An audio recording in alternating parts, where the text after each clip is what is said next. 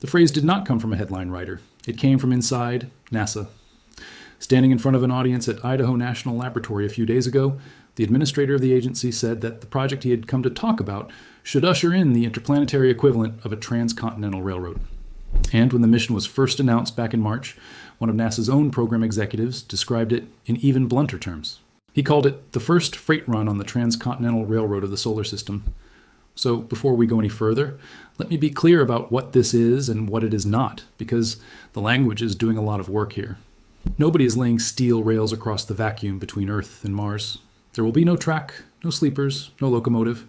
What is being built is a supply line, and the reason NASA reached for the railroad comparison is that the transcontinental railroad was never really about one train either. It was about turning a journey that a few people survived into a route that anybody could use. That is the actual claim being made here, and it is a big one, and it is being made with a nuclear reactor. If you want the full picture, stay with me and subscribe while you're here, because this is a story that is going to keep developing for the next 3 years, and I will be covering every stage of it on this channel. The mission is called Space Reactor 1 Freedom. Most people shorten it to SR1. It is being built by NASA in partnership with the Department of Energy, and the target for launch is December of 2028, which is close enough now that you can count the months. Its destination is Mars, a crossing of roughly 140 million miles, and it intends to make that crossing under fission power. If it works, it will be the first genuine test of nuclear-powered space travel since the 1960s. Let me describe the vehicle itself, because the shape of it tells you a great deal about the physics involved. At the heart of SR1 is a small fission reactor rated at 20 kilowatts. That is a modest number by terrestrial standards. A single household in a developed country can draw a few kilowatts on a hot day, but in deep space, where every watt has to be either carried or harvested, 20 kilowatts of continuous electrical power is an enormous amount, and it is far beyond what solar panels can reliably deliver once you are past the orbit of Mars. The reactor runs on low-enriched uranium and uranium dioxide. It is mounted on the end of a long boom, held out away from the rest of the spacecraft, and that separation is deliberate. Distance is the cheapest radiation shielding there is. Put enough space between the reactor and the instruments, and you dramatically reduce how much shielding mass you have to launch. Titanium fins act as radiators, and those matter more than people expect, because a spacecraft cannot dump waste heat the way a power station on Earth does. There is no air to blow over a cooling tower and no river to run water from. The only way to get rid of heat in a vacuum is to radiate it away as infrared light, which means large surfaces pointed at empty space, doing nothing but glowing.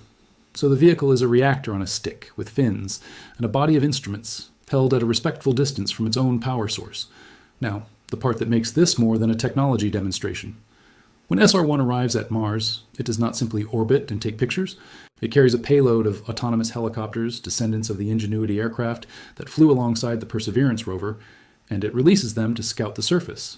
Their assignment is to look for water and to identify safe landing zones for future crewed missions.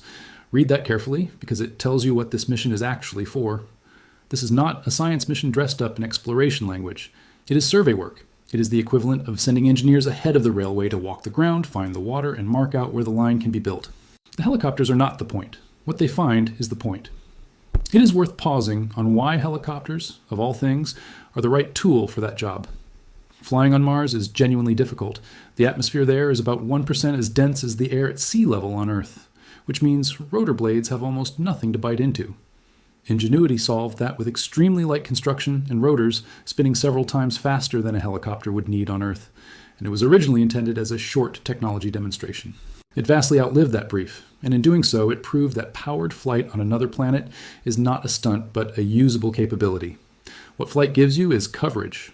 A rover is extraordinarily capable, but painfully slow, and it can only tell you about the ground it has physically crossed. An orbiter sees enormous areas, but from hundreds of kilometers up, where the resolution limits what you can conclude about surface conditions. An aircraft occupies the gap. It can survey tens of kilometers in an afternoon, look under overhangs and into terrain a rover could never enter, and return detailed imagery of candidate sites without committing anything to a landing. And what they are looking for is the thing that determines whether a crewed mission is even feasible. Water is not just drinking supply. Split into hydrogen and oxygen, it is breathable air and rocket propellant. A crewed mission that has to carry all of its return propellant from Earth is a fundamentally different and far heavier proposition than one that can manufacture propellant on arrival. Finding accessible water and confirming that it can actually be reached and extracted is the single most valuable piece of survey work anybody can do on Mars right now, And this is where the railroad metaphor stops being decoration and starts being an accurate description of intent.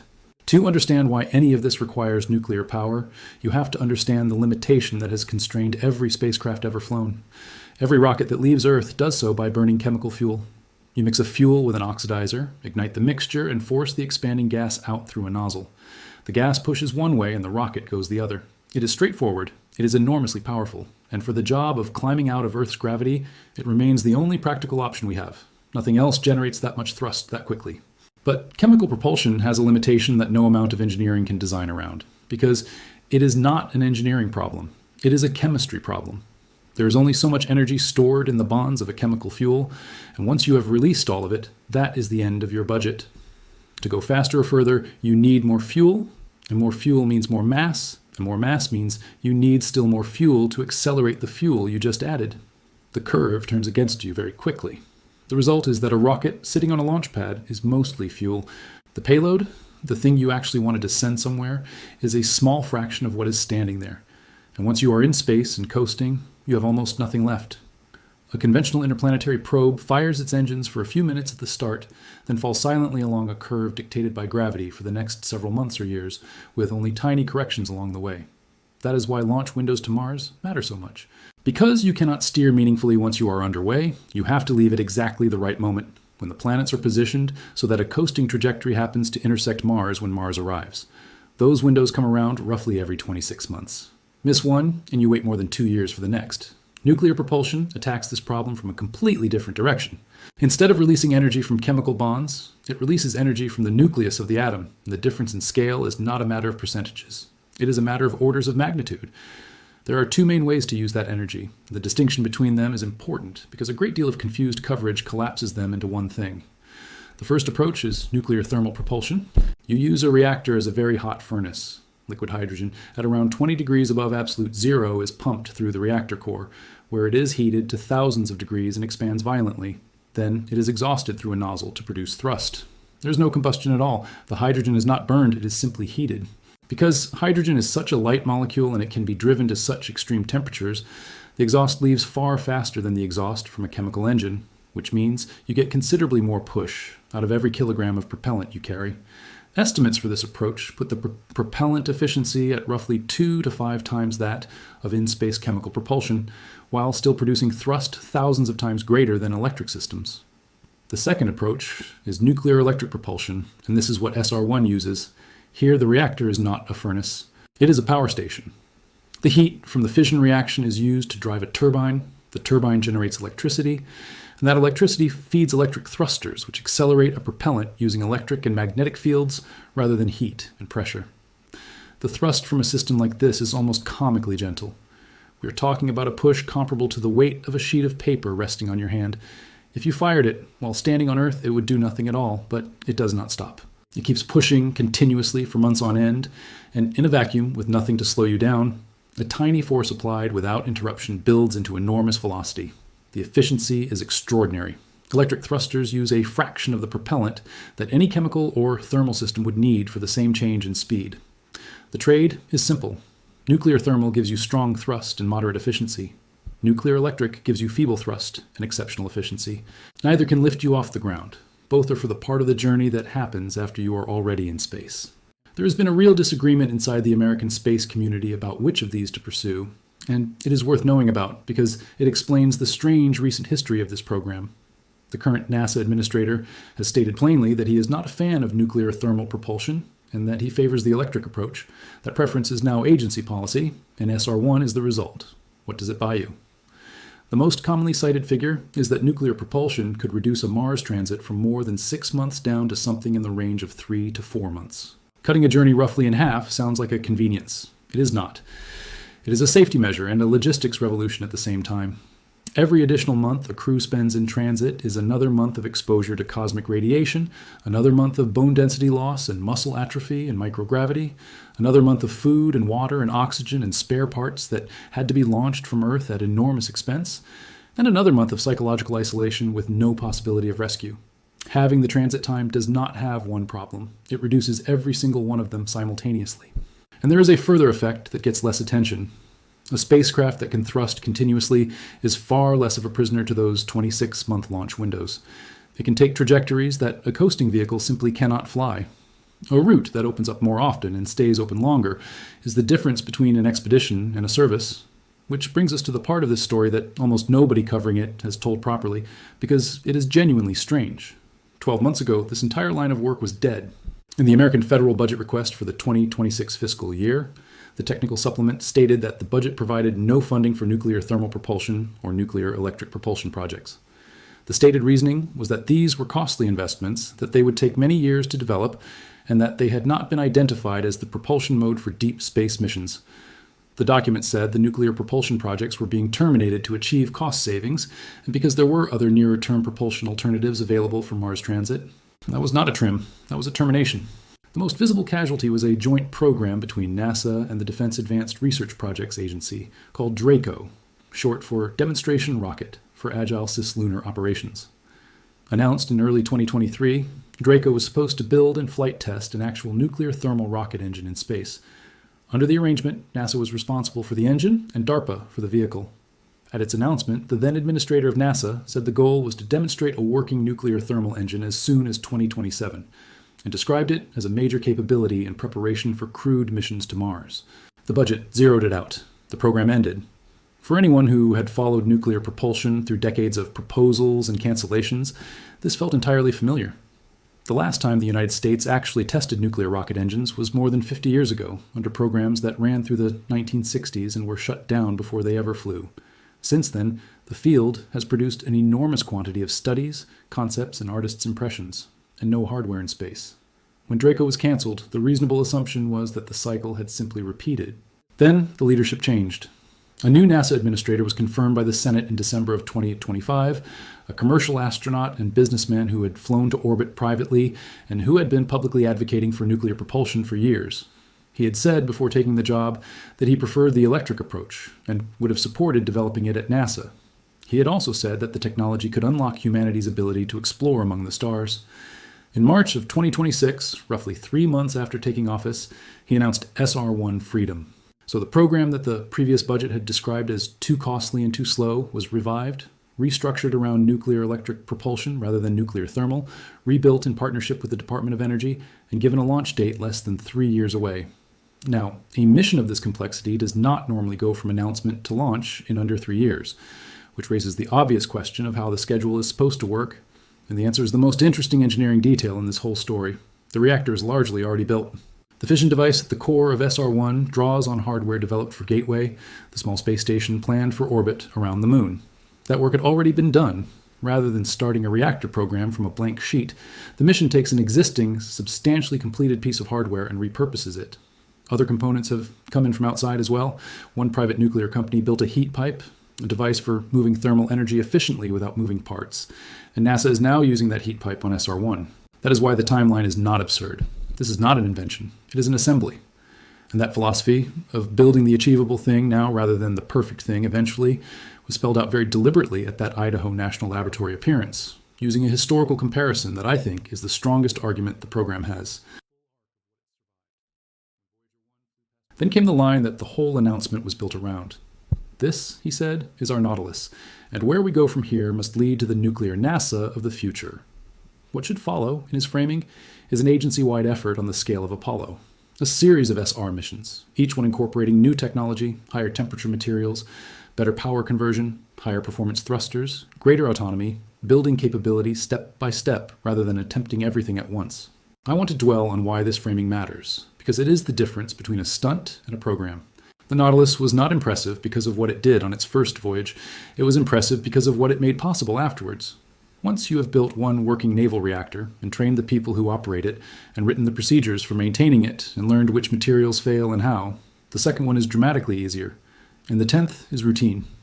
The first vessel is expensive not because the hardware is expensive, but because you are paying for the knowledge. Apply that to the railroad comparison and it lines up exactly. The transcontinental railroad mattered because of standardization and repetition.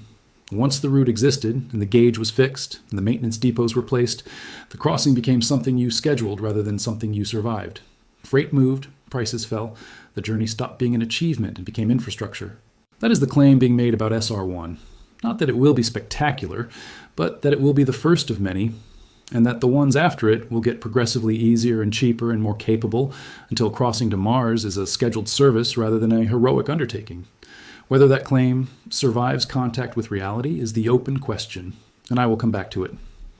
The recent Idaho National Laboratory visit is worth understanding as more than a photo opportunity because it showed where the actual industrial capacity is coming from. The administrator toured the laboratory with its director and met a series of private nuclear developers, all of whom had participated in a Department of Energy program aimed at taking small modular reactors critical. Small modular reactors are exactly what the name suggests. Compact fission reactors built in factories rather than assembled on site, and there has been a substantial surge of private investment in them. One company had taken a reactor from concept to physical hardware in 155 days on $8 million of capital. That is a startup timeline applied to nuclear engineering, and whatever you think of it, it is not how this industry has traditionally worked. Several of these companies had space applications in mind from the beginning, which is why their designs have turned out to be directly useful. The heat pipe I mentioned earlier came out of exactly this ecosystem.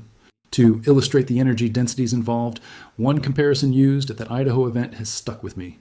A 5-inch cube of triso fuel, one of the common fuel forms used in these small reactors, holds enough energy to send a fully loaded Saturn V rocket and Apollo capsule to the moon 12 times over. A cube you could hold in one hand, 12 trips to the moon. That is the entire argument for nuclear power in space compressed into a single image. Not that it is exotic or futuristic or impressive, simply that the energy density of fission is so far beyond anything chemistry can offer that it changes what missions are possible at all. And that is why the destinations being discussed now go well past Mars. The administrator specifically mentioned the ocean beneath the ice of Enceladus and the complex system of Uranus and its moons as among the most compelling targets in the outer solar system. Those places are effectively closed to solar-powered spacecraft. Sunlight falls off with the square of distance, and by the time you reach the outer planets, there is simply not enough of it to run a demanding instrument package. Nuclear electric propulsion is described by NASA as providing an extraordinary capability for efficient mass transport in deep space, and as enabling high-power missions beyond Jupiter, where solar arrays are not effective. The stated ambition is that destinations like Mars should not be one-off events, but places we build the capability to visit routinely, with spacecraft that can travel farther, operate longer, and support more power-hungry instruments. Now the honest part. There are real objections here, and I'm not going to skip past them, partly because you deserve the full picture, and partly because they are the first thing anyone sensible asks. There are ongoing concerns about whether placing a nuclear reactor in space is safe, and whether a reactor can be securely delivered to the lunar surface. At the announcement of SR-1, NASA leadership did not publicly address the challenge of launching radioactive uranium, nor the consequences of a launch failure. No price tag was given for the mission either. Those are legitimate gaps, and they will have to be filled before this flies. What can be said factually is this: launching nuclear material is not new. Missions powered by the radioactive decay of plutonium have flown for decades, providing electricity for probes to the outer planets and for rovers on Mars, and those launches proceed under extensive safety review. A fission reactor is a different proposition from a decay-powered generator, but there is a mitigating factor in the physics. A reactor that has never been switched on contains far less radioactive material than one that has been operating, because most of the hazardous material in a reactor is created by the fission process itself. Fuel that has not yet been used is dramatically less dangerous than fuel that has. That does not make the question go away. It means the question is answerable with engineering and review rather than being an inherent barrier. Whether the reviews are done thoroughly and transparently is something worth watching and worth asking about. The second objection is about schedule, and here I would simply say that space programs slip. December 2028 is an ambitious date for a first-of-its-kind vehicle, even one built substantially from existing hardware. Integration reveals problems that design does not. Testing reveals problems that integration does not. If this launches within a year or two of its target, that will count as a success by historical standards. The third objection is about political durability, and it is the one I find most serious. This program was canceled and then revived inside a single year, driven substantially by a change in who was running the agency. What was reversed once can be reversed again. Multi-decade infrastructure programs require multi-decade funding commitments, and the Transcontinental Railroad comparison cuts both ways, because that railroad was finished. Many ambitious programs are not. So where does that leave us? SR-1. Freedom is a real mission with a real launch date, a mostly built reactor, an identified payload, and an administrator staking his tenure on it. It is not vaporware. But it is also one vehicle. And the entire argument for its significance rests on it being the first of a series that does not exist yet and has not been funded yet. The honest summary is that NASA is not currently building a railroad to Mars. NASA is building the first locomotive and describing the railroad it hopes will follow. Those are different things, and the gap between them is where every ambitious space program in history has either succeeded or quietly died. What makes me cautiously optimistic, and I say cautiously deliberately, is the method rather than the ambition. Starting with an imperfect vehicle built from existing parts, flying it, learning from it, and iterating is a fundamentally sounder approach than announcing a perfect system a decade out. The Nautilus comparison is not just rhetoric. It describes a way of working that has actually succeeded before in a field with comparable technical difficulty and comparable safety stakes. There was one detail from the Idaho visit that stayed with me more than any of the engineering.